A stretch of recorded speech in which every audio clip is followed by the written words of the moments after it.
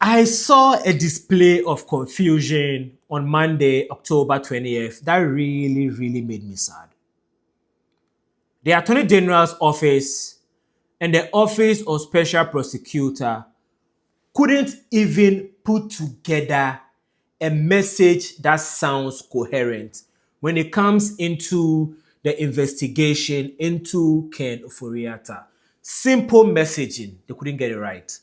How am I supposed to believe they are getting the investigation and procedures right? I don't know. But I have some questions. I'm about to help you, or you're about to help me think through these questions, and maybe you can help me with some answers. My name is Nenebi Tony. I'm a Ghanaian writer who lives in the US. On this channel, I talk about Ghana's international relations and trade issues. Subscribe if you are into fact-based, historically accurate analysis of issues. But today, I just have questions, so let's get into it. So imagine you go to the hospital. Normally, if you go to the hospital, you see a nurse who will take your vitals, temperature, weight, whatever, and then she'll pass you on to a doctor who would ask you questions about your health state and cross-check the questions with your vitals.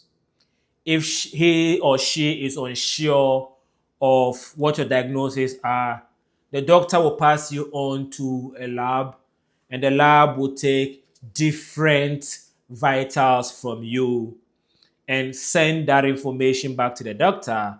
And the doctor will put together the three different information he or she has and make a diagnosis for you. Imagine if you went to a hospital.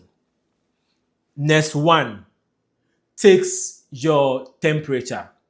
You go to the doctor. The doctor also takes your temperature. You go to the lab. The lab also takes your temperature. So these three different bodies did the same thing.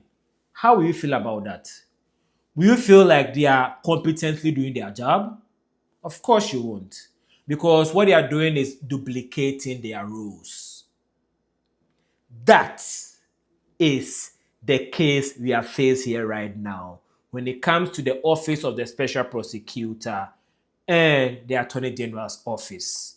See how simple that sounds? But it's even complicated than that. Let's start with the office itself. So, before the Office of Attorney General, the Office of Special Prosecutor was established in 2017 with Martin Amidu as the first special prosecutor. Ghana had 4 entities that investigate and prosecute corruption. In the Constitution of Ghana, we have the Commission of Human Rights and Administrative Justice, whose role is to investigate abuse of power, but they need somebody to file a report with them before they can take action. Let's say nobody is filing a report with CHRAJ. We have Economic and Organized Crime Office, EOCO. Our job is to fight economic crimes in Ghana. They don't need somebody to file a report. They can establish that on their own. Then we have the Criminal Investigation Department of the Ghana Police Service. They investigate and prosecute every crime in Ghana, including corruption. Then go back to the Constitution.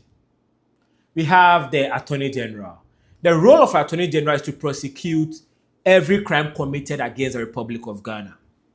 So these 4 different entities can fight corruption on their own. We didn't need the Office of Special Prosecutor to fight corruption. But let's say corruption is more than abuse of power, which is CHRAJ, or more than an economic crime, which EOCO will handle, or more than a crime or a more sophisticated crime than CID can handle. And usually the Attorney General office doesn't do investigation. So we need the Office of Special Prosecutor. So we did establish the Office of the Special Prosecutor. Don't you think that the right approach would have been for the Office of the Special Prosecutor to coordinate with the people who were already dealing with aspects of this, what was the name, of corruption? That's what we have done, right? But as it stands now, the Office of the Special Prosecutor has prosecuted only 5 crimes in Ghana since they were founded in 2017. And almost every investigation undergoing are investigations that happened or were being handled by these different organizations before. So you had these different organizations handling investigation, and then the Office of the Special Prosecutor took over. It's not like they came up with new special investigations. So they just took over investigating somebody else were doing. What is this known as? This is known as institutional inefficiency through duplication.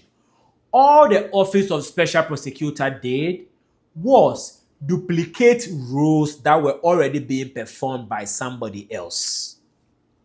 And I'm not making this up.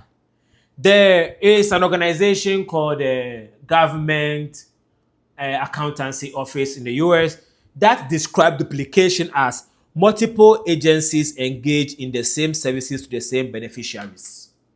Multiple agencies fighting the same type of crimes.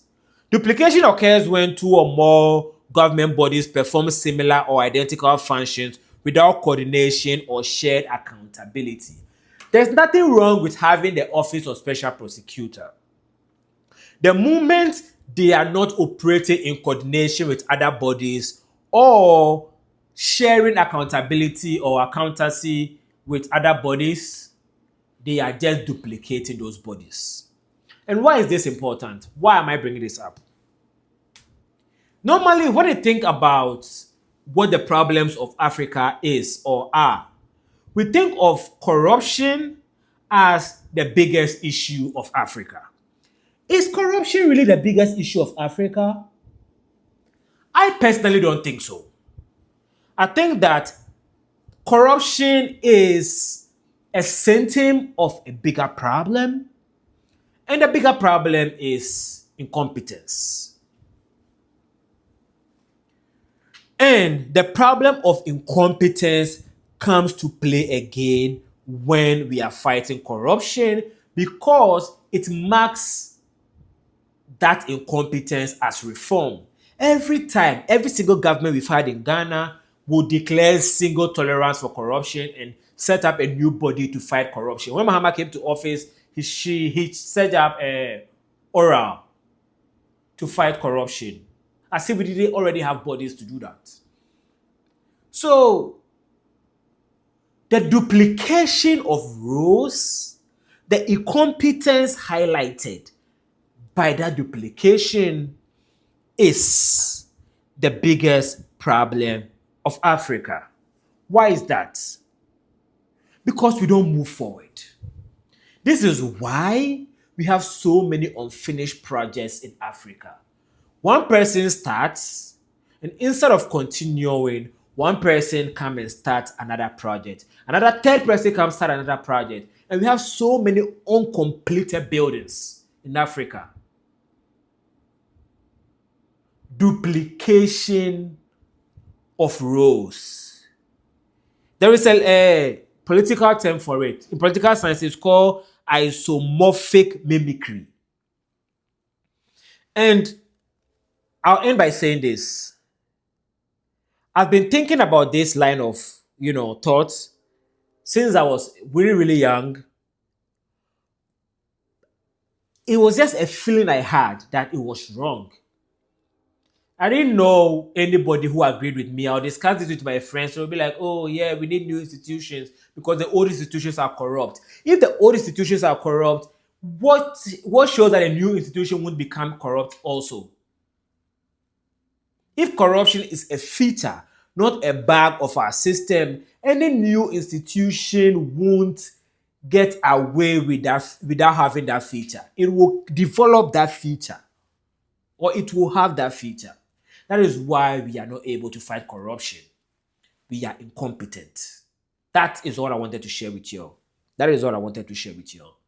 I was I did a video on the Ken Foriata situation.